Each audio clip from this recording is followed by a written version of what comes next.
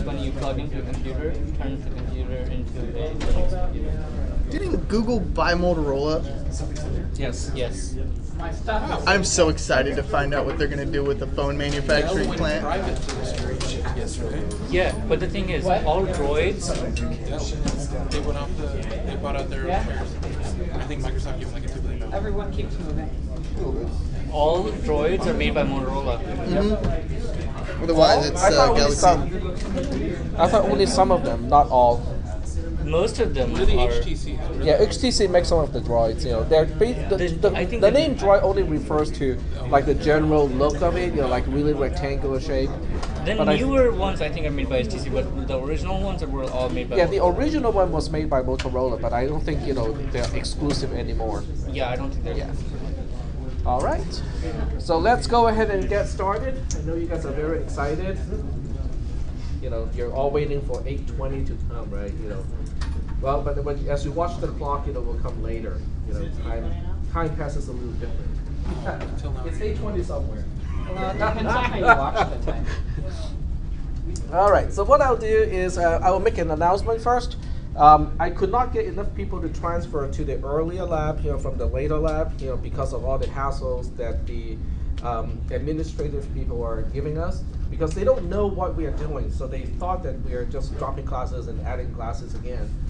So what we'll do is the dean said that you have to get a petition form, and I still have some copies from last time, and you can still use those. I have actually a pretty healthy copy stack of these. So what we'll do is, instead of using one of the actions here, we'll pick other, and we'll specify transfer from one lab section to another of the same class. Okay, so that will make it very clear what we are intending to do. It is not dropping a class or adding a class. We're just transferring from one lab section to another. And you will basically say the same thing in student justification, and just say that you're transferring from one lab section to another lab section of the same class. Once you fill in your part, the dean and I will fill in our parts and get it processed. The dean has promised that it will not incur any type of financial changes or effect on your student accounts, so you should be good. All right, so I just need volunteers. I just need volunteers now to help us balance out the two sections. It's only on paper. You can transfer to the earlier one, but still come to the later one if you want to. But it can only be done for people who are not taking any classes right before this time.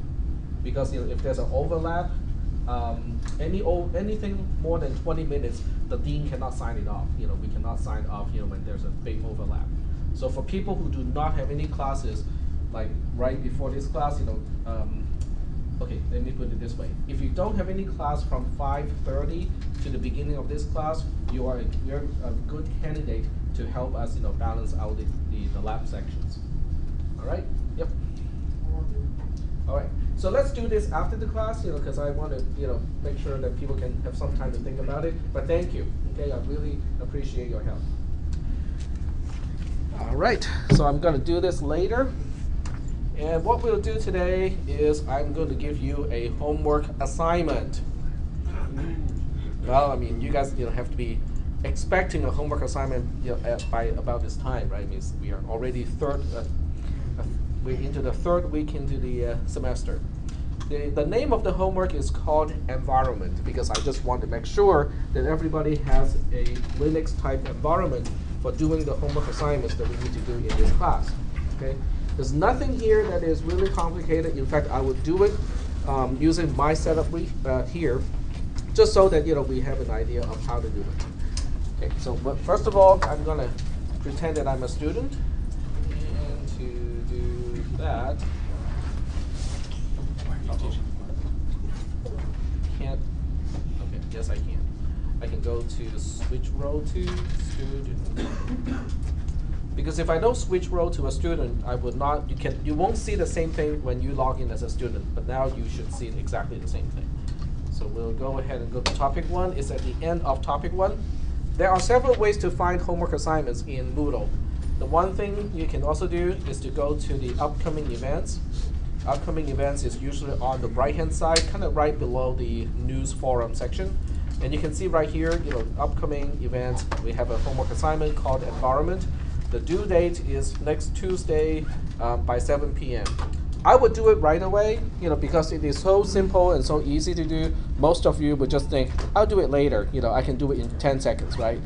And then you'll forget to do it. Okay, if it's a difficult homework assignment, most people will go, okay, I will get started on it, early because I think I need more time. But if it is so simple, it actually makes it more likely that people will procrastinate. I don't know. I'm not a psychologist.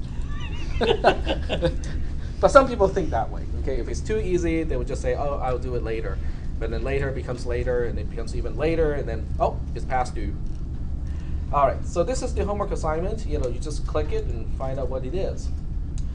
I try to be as detail-oriented as possible and try to use different types of font and color and stuff like that to kind of highlight the commands from the rest of the instruction. This assignment makes sure that you have the right environment set up for future homework assignments. In other words, this one doesn't really involve a whole lot of programming. It involves a lot of typing and running the commands and transferring the files and stuff like that, but not really a whole lot of actual programming because we haven't really talked about programming in assembly yet in this class. Use a 32-bit Linux environment, typo, double L, Linux environment that you have administrator rights. Then do the following. Skip the steps that you have performed already because some of you may have done some of these steps already. The first step is to create a homework user with your last name as the first part of the username. To do this, you have to sign in as root first. So I'm going to do that as we are recording. So I'll use the other terminal. This one go away. All right, so I have to change to super user first, which is SU, and the root password for the live ISO is ball, B-A-L-L. If you use your own environment, it will be different. If you use one of the virtual machines that I, have put up on the server, it will use the same default password for root. Okay, so you might want to change that too, just in case your virtual machine gets exposed. All right. So we use the command called add user, and according to the instruction here, I'm just going to follow my own instruction. Run add user last name, and in this case, replace last name with your actual last name. Okay, I'm thinking by this time, by cisp310, most people understand. I don't want you to actually use the last name as your username. I want your actual last name as username. So just to make sure, I'm going to use this as an example. I'm going to use my last name. I went through the row sheet. I don't think we have any collision, okay? In other words, we don't have two students with exactly the same last name. If your last name has any special characters like apostrophe, dash, and stuff like that, just take those out, okay? I just want A to Z all in lowercase. Question? Nope. Okay. So in this case, this is my last name. I press the Enter key. It goes through the the whole motion of creating a new user account. Enter a new Unix password. In this case, I'm just going to use 1234, 1234, and the rest, you don't have to fill in. Just press the Enter key for all of those questions, and that's it. I have just created a user account with the username of AUYEUNG, all lowercase.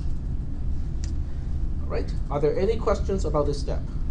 Yep. What if you're running not your version of the? Then you have to, if you're using Ubuntu, then you have to use a sudo, sudo. So run sudo add. I think Ubuntu has add user, so add user would work. If you run a graphical user interface, there might be another way to do it. I don't use the GUI unless I really have to. Huh? Sudo. Yeah, sudo, S-U-D-O. Send you to the room. Yeah, sudo, and then run the command called add users. So sudo space add user space and then the username. Sudo will ask you for your own password, so you have to supply your own password to finish it. And that'll be the password to log on as the administrator? Sorry? That'll be the administrator's logon password? Which one? No. No, it'll ask The you for a first new password it asks you for will be, The Oh, created yeah. one? no, when you run sudo, the first password it's gonna ask you for is your current account. Because that's the administrator password to create an account. Right. Once you create the account, it'll say enter new user's Unix password. That's where you're giving your new password for that new account. Killer. Yep. But you can feel free to use the same password if you want. All right. Well, if you're already logged in as a root, then you're not. No, add user, it didn't ask me for a user's password. Oh, when you created the account? Yeah. That's I think interesting. I think you used a default, I'll figure it out. All right. So the next, Fedora. yeah. So you might have created. I don't know. Is it Ubuntu? Fedora. Fedora. I'll look into it. I'll figure Okay. it out. So the next step, if you're using a Debian-based distribution, is to run this command. Is aptitude install build utils make gcc gdb and vim. Those are all the tools that I like to use in this class. Everything is required except for Vim, VIM. If you're not going to be a big VI fan and you don't want to use VI, you can skip the last one, but all the other ones are required. If these are already installed, this command will not do anything. I mean, it just tells you that, okay, all of these are already installed, no harm done, so you can always run it if you are not sure that these packages have been installed already. All right. In fact, I'll do exactly the same thing here, just so that I know, you can see the effect of running this command. Now, if you want to, depending on the environment, you can, just do a copy and a paste here. If you're running in a Linux environment, right-click is paste in a text terminal. I think I got it wrong. It's the middle button. The Can't you mouse just use scrolls insert? click. Sorry? Did you just use insert? Yeah, you can say paste too. Okay. Control Shift V. Hmm? Control Shift V. No. No. Insert this. I don't know about that one. Insert. So right now, Aptitude is going through the installed packages, and it says no packages will be installed, upgraded, or removed, which means that all of these are already installed. So this means if you're using the live ISO image to do your homework assignment, you don't have to install everything because everything is already installed. If you're using the virtual machines that you download and you're using either QEMU, VMware, or VirtualBox, you will have to go through this command because some of those tools is not installed yet. All right, any questions? And you have to do this as root, as the administrator. All right, so that finishes everything that we have to do as administrator. We have just created a user account for homework purposes. We have installed all the packages that we need for the homework assignment. So the next step, which is this part here, is to set up a folder in the home folder of the homework user. Okay. There are several ways to do it, to kind of emulate the effect here. I can always do it like this. Okay. As a regular or as a default user, if I say SU but supply the actual username, in this case it's AUYUNG, I will be able to change to only that particular user and not root. So in this case, 1234 is the password, and now I'm logged in as Aoyoung, except I'm not in the default home folder, because I use this particular trick to do it. For those of you who are using Ubuntu, you can log out and log back in again. So the new user account should be created at that time. If you're using the virtual machine,